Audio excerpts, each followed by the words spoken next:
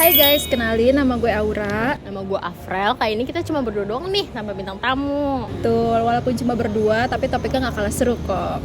BTW, lo tuh sering gak sih nongkrong di coffee shop gitu? Kayak cuma buat kerjaan tugas atau nongkrong bareng teman-teman lo aja? Sering banget. Kayak sekarang nih, gue lagi di Kopi Nako. Kopi Nako itu tempatnya tuh bener-bener estetik. Terus enak banget buat nongkrong lama-lama di sini. Nah, pas banget. Kita tuh pengen ngebahas Kopi Nako. Kenapa sih konsep kayak gitu bisa jadi senjata yang kuat di tengah kompetisi coffee shop yang udah banyak banget?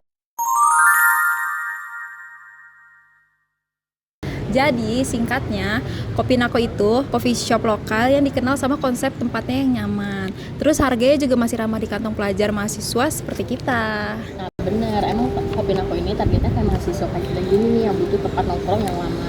Tuh, nah lo perhatiin nggak? Beberapa cabangnya itu punya konsep yang beda-beda. Bener, kayak di sini nih, ini tuh lebih utamain konsep visual. Beda sama kayak di Nako Kebonjati, itu lebih ke cozy space. Jadi disesuaikan dengan lokasinya saja.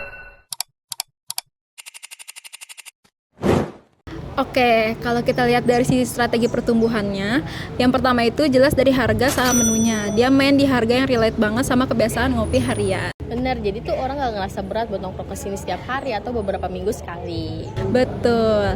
Terus dia tuh nyari lokasi yang strategis banget, deket kampus, perkantoran, atau perumahan. Masuk akal sih, soalnya emang di lokasi tersebut emang butuh tempat ngopi banget nih.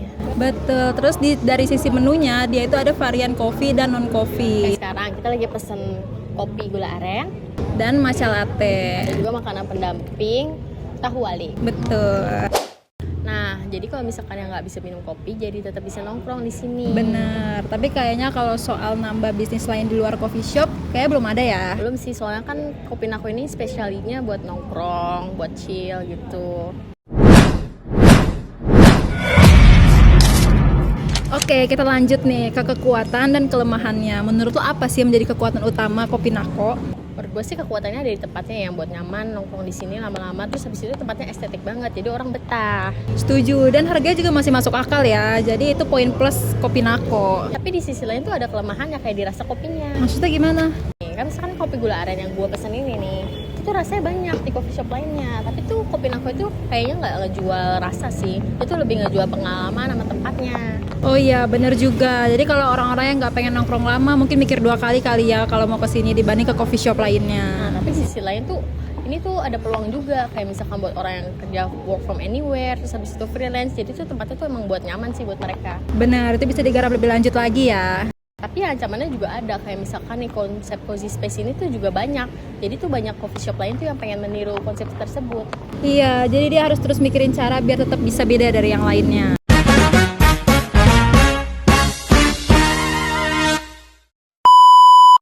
Nah, kalau kita tarik ke teori strategi generik, menurut lo Kopi Nako ini main di mana sih? Menurut gue sih Kopi Nako itu main di differentiation ya, tapi bukan di rasa kopinya, melainkan di pengalaman dan suasana tempatnya. Iya bener, jadi mereka tuh bukan cuma jual minuman aja ya, dia juga jual momen nongkrongnya. Tapi menurut lo strategi kayak gini awet jangka panjang gak sih? Soalnya kan gampang banget ditiru ya.